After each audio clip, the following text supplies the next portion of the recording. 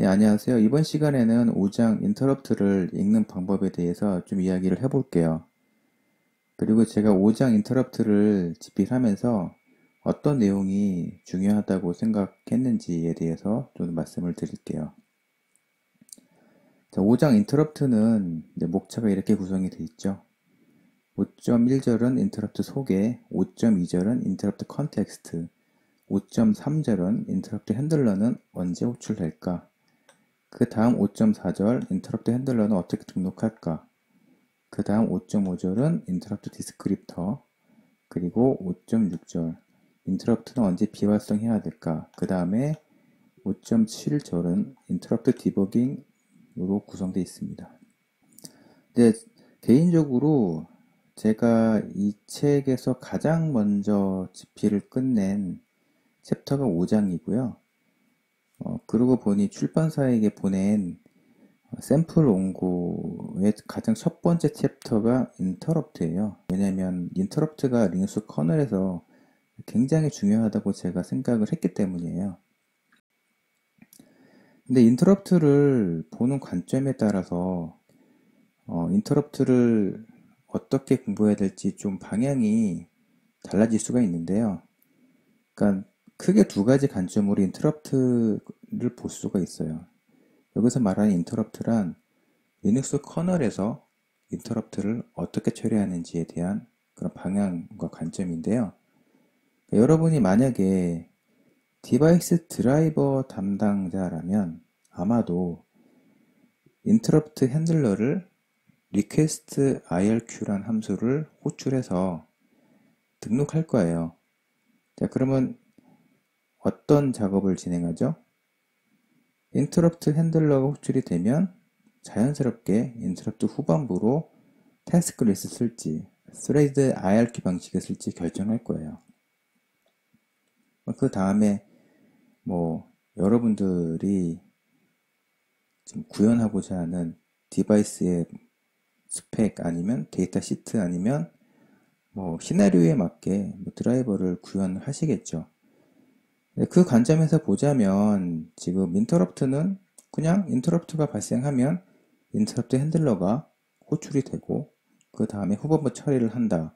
보통 이렇게 구현을 하시고 이 관점으로 인터럽트를 공부하실 거예요. 제가 쓴 이 책의 챕터 5는 좀 관점이 달라요. 왜 다르냐면 리눅스 커널이 인터럽트를 처리하는 관점을 디바이스 드라이버가 아니라 리눅스 커널 관점에서 설명을 해요.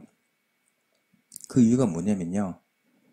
인터럽트 핸들러를 처리하고 난 다음에 프리엠션, 선점과 그 다음에 시그널을 받는 동작을 수행하거든요. 그래서 인터럽트에 대한 처리 방식이 굉장히 더 중요합니다. 그래서 커널 관점으로 인터럽트를 설명을 했고요.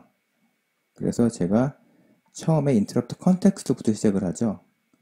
그래서 인터럽트 컨텍스트란 무엇인가에 대해 설명을 드리고 그 다음에 인터럽트 벡터를 설명을 해요. 그래서 이 부분이 좀 제일 중요하고요. 그 다음에 이어서 이제 인터럽트 핸들러가 호출되면서 어떤 방식으로 처리가 되는지에 대해서 설명을 해요. 인터럽트는 세 가지 동작으로 분류할 수 있거든요. 첫 번째는요, ARM 아키텍처 관점의 인터럽트의 동작이에요. 인터럽트가 발생하면 인터럽트 벡터가 호출되거든요. 정확히 얘기하면 인터럽트 벡터로 브랜치가 되죠. 여기서 중요한 점은 실행 중인 프로세스를 잠깐 멈춘 다음에 인터럽트 벡터가 실행이 되는 거고요. 이 인터럽트 벡터에서 인터럽트 핸들러를 호출하는 루틴이 시작이 되는 거예요. 근데 이 동작은 정확히 말씀을 드리면 리눅스 커널에 대한 그런 세부 동작이 아니라 ARM 프로세서의 동작이에요. 그래서 exception이란 얘기 들어보셨죠? 인터럽트를 ARM 아키텍처에서는 exception의 한 종류로 처리하거든요. 보통 익셉션이 발생하면 익셉션 벡터로 프로그램 카운터가 바뀌고 그 다음 후속 처리를 하는데요. 마찬가지로 인터럽트가 발생하면 인터럽트 벡터가 호출이 되고 인터럽트 벡터로부터 이제 다음 리눅스 커널의 세부 루틴이 호출이 돼요. 이 첫 번째 단계가 ARM 프로세서 관점의 인터럽트 처리고요. 그 다음에는 IRQ 서브 시스템 관점의 동작이 시작이 돼요. IRQ 서브 시스템이 뭐냐면요.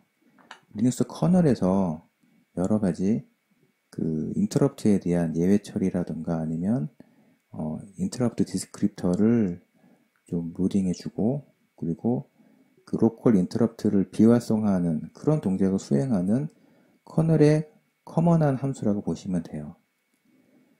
이어서 3단계로 넘어가면요. 이제 인터럽트 핸들러가 호출이 되는 거죠. 그래서 여러분 디바이스 드라이버에서 등록한 인터럽트 핸들러가 3단계에서 호출이 되고요. 인터럽트 핸들러는 IRQ 서브 시스템에서 호출이 된다 라고 이해하시면 됩니다. 자, 그래서 뭐 이 흐름에 대해 설명을 드렸는데요. 인터럽트가 발생하고 나서 인터럽트 핸들러를 어떻게 호출하는지에 대해서 하나하나씩 코드를 분석하면서 그 동작 원리에 대해서 설명을 해요. 그래서 이번 5장에서 가장 중요한 부분은요. 5.2와 5.3절이라고 볼 수가 있어요.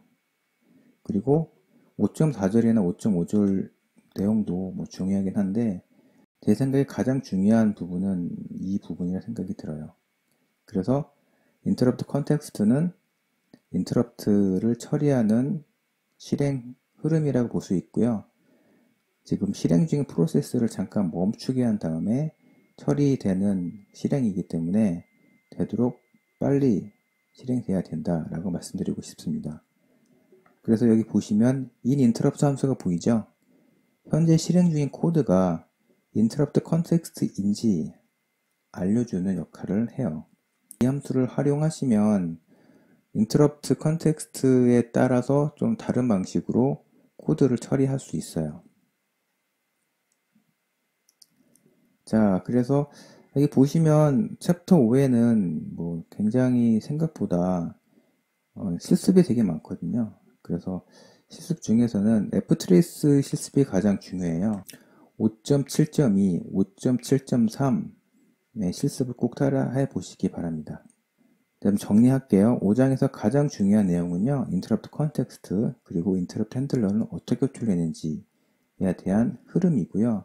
실습은 5.7.2, 5.7.3이 굉장히 또 중요합니다.